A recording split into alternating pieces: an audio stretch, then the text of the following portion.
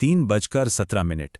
ये सिर्फ घड़ी का एक समय नहीं है, बल्कि एक ऐसे गहरे अनकहे राज का प्रतीक है जिसकी कहानी बस अब शुरू होने वाली है। रात के ठीक 3:17, मतलब एक ऐसा वक्त जब पूरी दुनिया गहरी नींद में सो रही होती है। सन्नाटा इतना कि अपनी ही धड़कनें कानों में शोर करने लगती हैं। और ठीक इसी सन्नाटे के बीच आरव की आंखें खुली हुई थीं। उसका फोन लगातार बज रहा था और एक अनजाना नंबर उस खामोशी को छीन रहा था।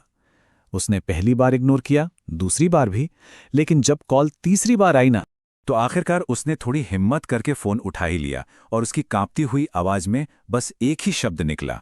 दूसरी तरफ से कोई जवाब नहीं आया, बल्कि एक ठंडी सी फुसफुसाहट आई जिसने आरव के शरीर का खून जमा दिया। ऐसा लगा जैसे ये आवाज किसी और ही दुनिया से आ रही हो। आरव का दिल इतनी तेजी से धड़कने लगा कि उसे लगा वो बाहर आ जाएगा। उसने घबराकर फोन काटा और वापस कॉल मिलाने की कोशिश की, लेकिन स्क्रीन पर साफ साफ लिखा था, ये नंबर मौजूद नहीं है। जैसे उसे कभी कोई कॉल आई ही ना हो। तो आरव ने सोचा, चलो कोई मजाक कर रहा होगा, और उसने बात को भुलाने की कोशिश की। लेकिन अगली रात ठीक उसी वक्त वो आवाज फिर लौटी, और इस बार वो अपने साथ एक ऐसा सच लेकर आई थी जो कहीं बहुत गहरे दफन था। इस बार आवाज में एक शिकायत थी, एक ताना था, और ये शब्द सुनते ही आरव के दिमाग में एक भूली बिसरी याद बिजली की तरह कौंध गई। 3 साल पहले की वो भयानक रात, तेज बारिश, बाइक की रफ्तार और एक जानलेवा मोड़। उस हादसे में आरव तो किसी तरह बच गया था, लेकिन उसका दोस्त रोहन नहीं बच पाया। और सबसे बड़ा राज ये था कि आरव ने डर के मारे रोहन को वहीं अकेले छोड़ दिया था और किसी को भी कभी सच नहीं बताया था।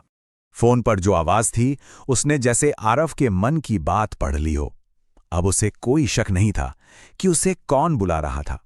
उस आवाज ने उसे एक आखिरी चेतावनी दी, एक ऐसा बुलावा जिसे नजरअंदाज करने की हिम्मत आरव में नहीं थी।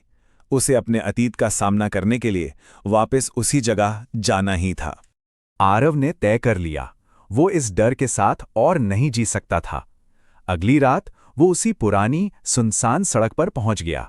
हवा बहुत तेज चल रही थी और पेड़ों की परछाइयां ऐसी हिल रही थीं जैसे कोई नाच रहा हो। चारों तरफ एक अजीब सी खामोशी थी। उसने बाइक रोकी और हिम्मत करके चिल्लाया, मैं आ गया हूं। कोई जवाब नहीं आया। तभी ठीक 3:17 पर उसका फोन बजा और दूसरी तरफ से सिर्फ 2 शब्द सुनाई दिए। आरव की सांसें जैसे थम सी गईं। उसने बहुत धीरे से पीछे मुड़कर देखा। सड़क के ठीक बीचों बीच कोई खड़ा था, बारिश में भीगा हुआ, सिर नीचे झुकाए। और जब उसने धीरे धीरे अपना सिर ऊपर उठाया तो वो रोहन था, लेकिन ये वो रोहन नहीं था जिसे आरव जानता था। आरव बुरी तरह घबरा गया और बहाने बनाने लगा। मैं डर गया था, मैं मदद लेने जा रहा था। लेकिन रोहन की काली आंखों ने उसका झूठ एक पल में पकड़ लिया। रोहन धीरे धीरे उसकी तरफ बढ़ने लगा। हवा और तेज हो गई। आरव ने भागने के लिए बाइक स्टार्ट करने की कोशिश की, पर वो स्टार्ट ही नहीं हुई। रोहन के आखिरी शब्द हवा में गूंज रहे थे, और फिर चारों तरफ अंधेरा छा गया। वो रात तो जैसे तैसे खत्म हो गई, लेकिन आरव की कहानी का सबसे खौफनाक हिस्सा तो अब शुरू होना था। अगली सुबह पुलिस को आरव सड़क किनारे बेहोश मिला। जब अस्पताल में उसे होश आया तो वो कुछ बोल नहीं पा रहा था। डॉक्टरों ने कहा कि गहरे सदमे की वजह से उसकी आवाज चली गई है। वो बस एक ही चीज, एक ही बात बार बार लिखता रहा, 3:17, वो वापस आएगा। पूरा 1 हफ्ता बीत गया। आरव अस्पताल के उस कमरे में बिल्कुल अकेला था, और फिर घड़ी ने 3:17 बजाए। उसका फोन एक बार फिर बजा। स्क्रीन पर एक ऐसा नाम चमक रहा था जिसे देखकर किसी भी जिंदा इंसान की रूह कांप जाए। आरव ने कांपते हुए हाथों से फोन उठाया। दूसरी तरफ से वही ठंडी, बेजान आवाज आई। अचानक कमरे की लाइटें झपकने लगी और दरवाजे पर एक परछाई उभरी। आरव ने डर के मारे कसकर अपनी आंखें बंद कर लीं। अगली सुबह जब नर्स कमरे में आई तो बिस्तर खाली था। आरव वहां था ही नहीं। सिर्फ उसका फोन जमीन पे पड़ा था, और स्क्रीन पर एक कॉल की जानकारी थी जो अब पूरी हो चुकी थी।